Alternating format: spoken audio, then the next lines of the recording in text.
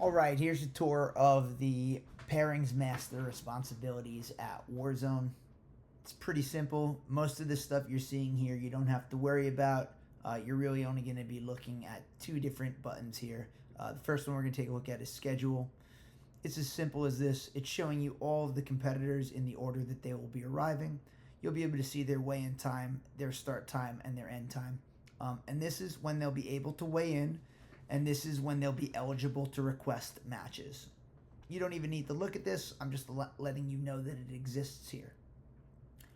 You will be spending your time on the Warzone page, primarily right here in the pools. So I'm just going to select the folk style pool, and let's show you what we've got here. So we have a list of eligible participants. It just shows you everybody who's at the event.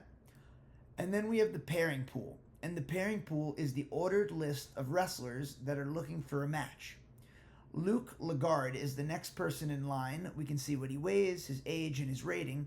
And the question is, how do we know who the best matchup is for him?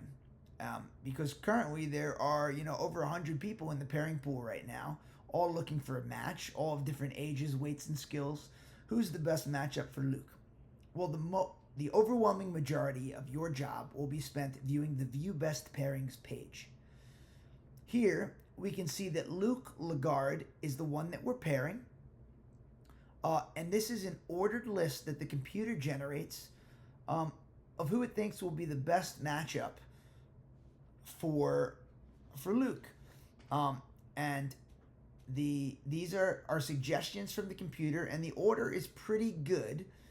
And your options are going to be either to create a pairing, or to move him to the bottom, or to move someone else to the top. So let's just, for example, show you how to create a pairing. If I liked this matchup, I would just press the green button. And that's it. Both wrestlers just received a text message letting them know what mat they're on. The match has been dispatched to that mat, and the mat side table worker there can orchestrate the bout. So let's go into what it takes to decide on a pairing. Well, a couple of things. Another option I have, if I don't like any of the pairings, I can move someone to the bottom of the list.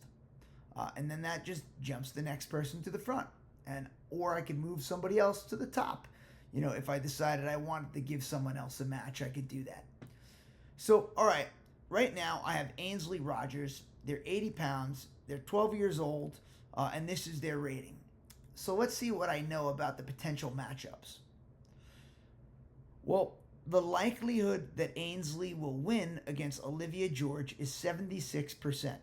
Now that's calculated based on both wrestlers' match history and tends to be pretty accurate once we've got about 4 or 5 matches under each wrestler's belt.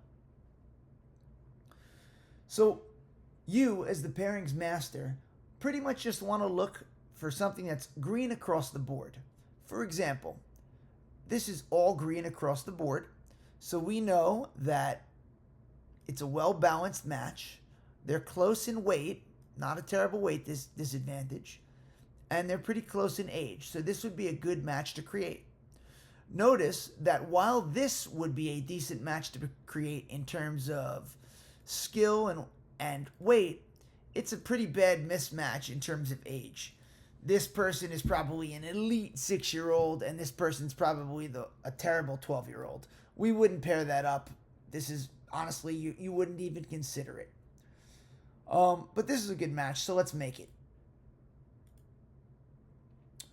Now here's a good match, a 7.2-year-old versus a 6.9-year-old, close in weight, decent chance of both wrestlers winning, but they've already wrestled once at this event, so you probably won't want to pair this match. It doesn't mean that you never will. Sometimes you're going to get a kid who's 7 years old and 100 pounds, and there's not many options for a child like that, so you might have to pair them up against someone that they've wrestled against already. But maybe we scroll down the list and find someone who's better for them. Or maybe you decide, well, you know what? I really like this match in terms of weight and age, and even though they don't have a really good chance of winning, I don't have anyone else to put, so I'll pick that match. It's always up to your discretion as the pairings master for who you should pair. Now, another thing that you could keep an eye on is if you move someone to the bottom, you have the ability to glance who's been in the pool. So if I click this, it's going to put people in order of how long they've been waiting. So maybe I sent Ashton to the bottom for a while ago. I could move him back to the top. Up, and look, he's got a great matchup right away. So that's how you create matchups. Now, the other thing that you've got to keep your eye on is the average number of matches per mat. And we're pretty much always looking to keep this number at around 3. And let me explain to you why. If this number is below 1, that means some mats are sitting empty. That's not good. People are waiting in the pool and mats are empty. So obviously we got to start pairing. But you don't want to make this number too high either, because if I paired, 150 wrestlers right now, then there might only be one person in the pool, and what if I don't have anyone good to match him up with? For example, what if the only people in the pool are Leo Shinokis, who's 52 pounds and 11, and Corey Chimino, who's 120 pounds and 20 years old?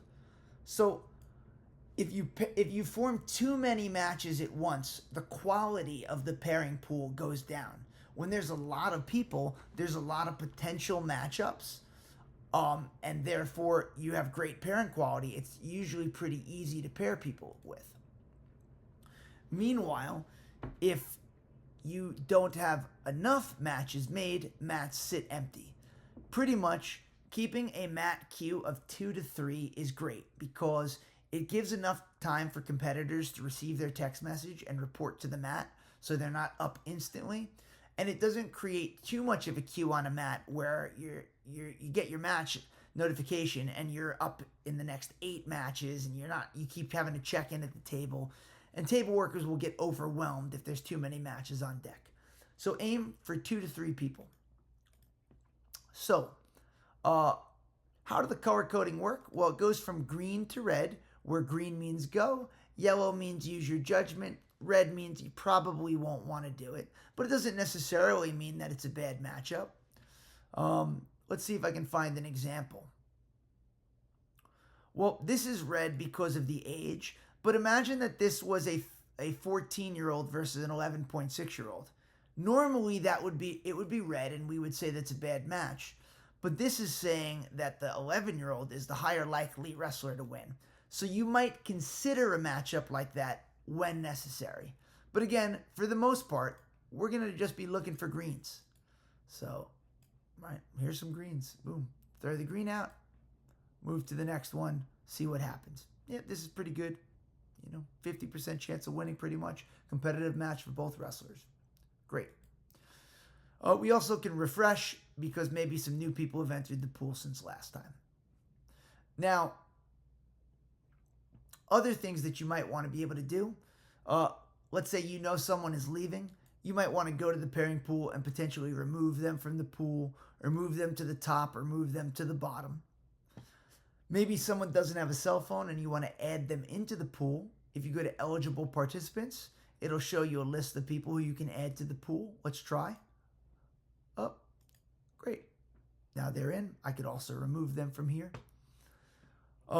We have this thing called pairing pool ranges. You probably won't need it, but if you come in here, you could limit who's allowed into the pool. So for example, I'm going to put, I'm going to say, hey, anyone over 100 pounds can't get in. If I do this, it will remove anyone who's over 100 pounds. Sometimes the way you'll use this is maybe you want to clear out the pool. So I'll make it from people from 0 to 1 pounds. Now, if I go look at the pool, it's empty. Nobody's in there. And now I could, make it back and let people in there. Another thing I want to show you is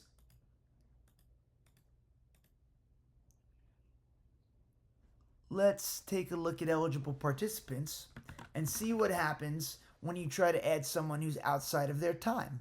So if I try to add Pedro to the pool right now, he's only competitive allowed in matches from this time window. So he's not allowed in. If you wanted to pair him in a match anyway, you could either create a manual pairing, which I'll show you in a moment, Or you could go back to the schedule and edit his time. So I could come right here, I could click edit his time, and I could change these numbers to make it so that way he's eligible for matches. Okay, the last thing that I'd like to show you is just how to create a manual pairing. Actually, I'm going to show you two more things. I'm going to show you a few more things. Well, why not? We'll keep going. To create a manual pairing, you can just press create pairing, select the style of wrestling you'd like the match to be in, and then select the two wrestlers. So let's put Pedro in a match, and let's put Pedro in against me. And that's it. The bout's created, and it's sent to the mat right away. Both wrestlers get text message notifications. What else can we do? We could open multiple pairing pools. So let's say, for example, we want to add freestyle, or freestyle's closed right now. Let's add Greco. We can add Greco, and now the participants, we're even going to open freestyle. So now a participant could choose between any of these three styles. In fact, they could put themselves in the pairing pool for each style, and if they're paired in a match, they'll get the match of that style and be removed from all the other pools. So it's pretty easy to manage.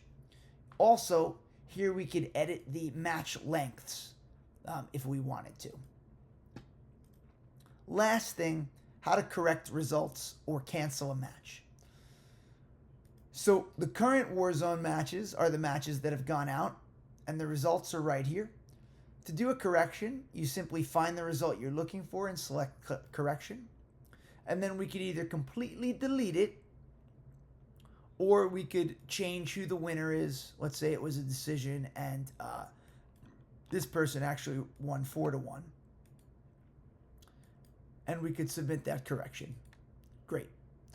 Or we could just say, we could go in there and say, you know what, this match never happened.